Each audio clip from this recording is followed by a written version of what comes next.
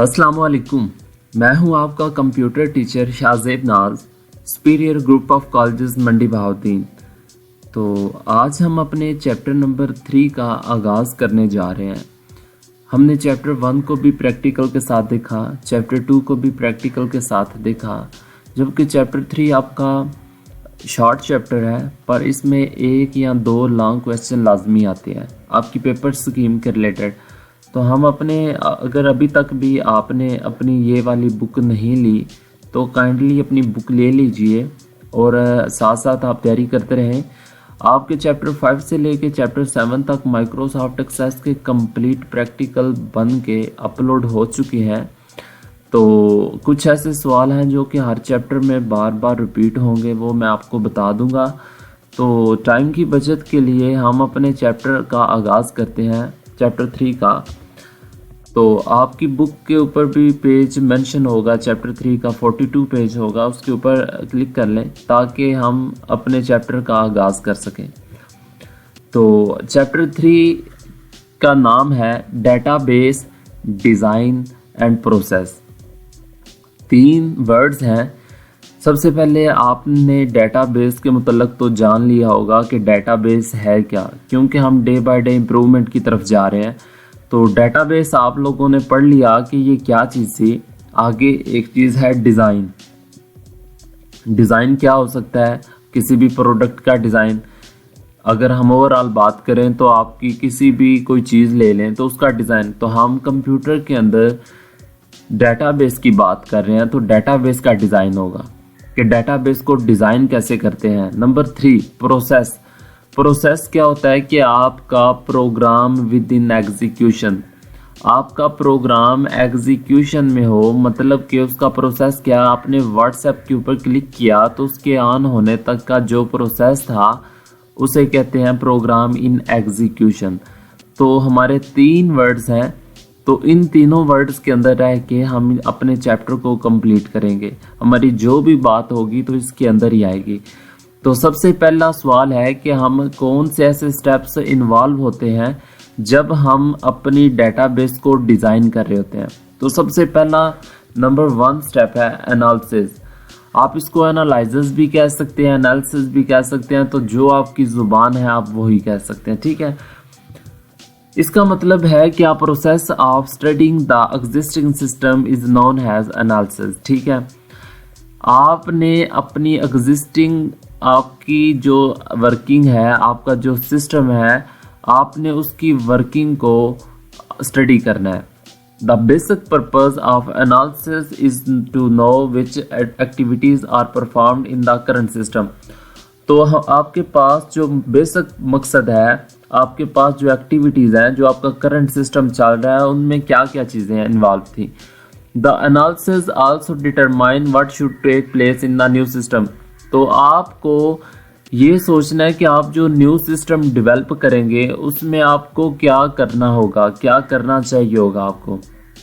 तो आपने एनालिसिस के अंदर पढ़ा कि आपने एग्जिस्टिंग जो सिस्टम था उसकी वर्किंग को डिटेल के साथ पढ़ना है, और आपका जो करंट सिस्टम चल रहा है उसमें जो जो एक्टिविटीज़ इन्वॉल्व हैं उनको समझना है, और अगला जो आप नया सिस्टम डेवलप करेंगे उसमें आप किन चीज़ों को मद्देनज़र रखे होंगे और आपको क्या क्या करना होगा।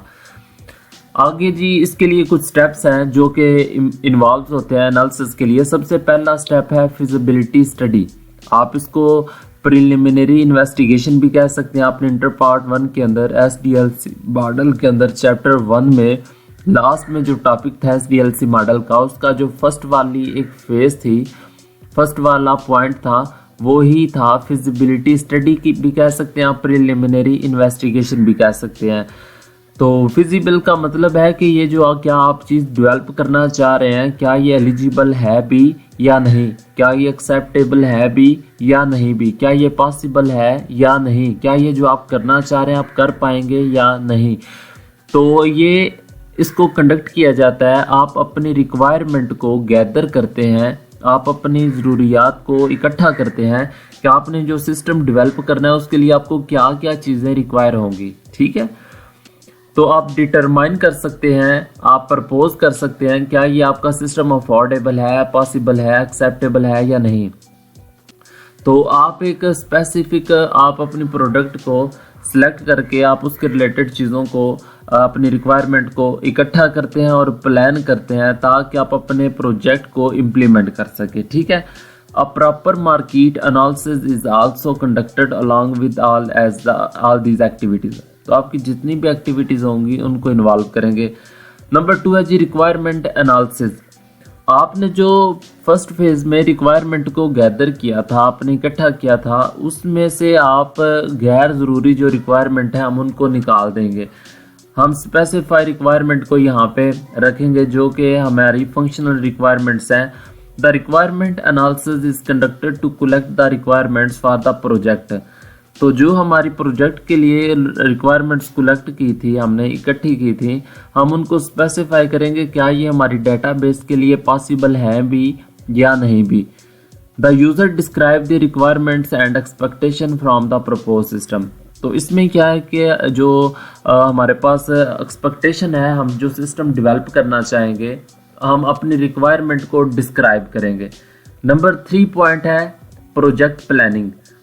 अब देखें प्रोजेक्ट प्लानिंग, अगर आपने कॉलेज जाना तो आप एक प्लान करके जाते हैं, आपको सुबह उठना है, तैयार होके खाना खा के या नाश्ता करके वैन में बैठ के आपको जाना है, या आप कहीं पे कोई ट्रिप जाना चाहते हैं तो आप प्लान करते हैं। तो सेम इसी तरह जब आपने डेटाबेस के अंदर कोई प्रोजेक्ट प्लान करना हो तो आप उसके लिए कुछ प्लानिंग करेंगे कि आपके पास क्या क्या चीज़ें रिक्वायर्ड होनी चाहिए और आपकी कास्ट कितनी आएगी।